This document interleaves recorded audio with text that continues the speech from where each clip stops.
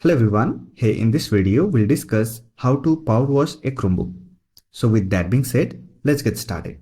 Let me tell you that if you're having any issue with your Chromebook and you have tried all the troubleshooting method and still you are facing issue, then you can simply power wash your Chromebook to default settings.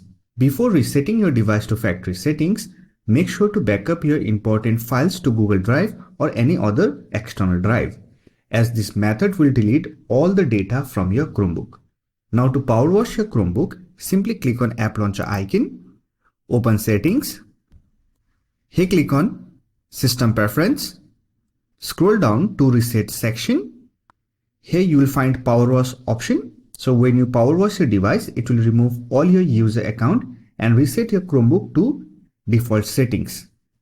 Now to reset, click on this Reset button and click on Restart.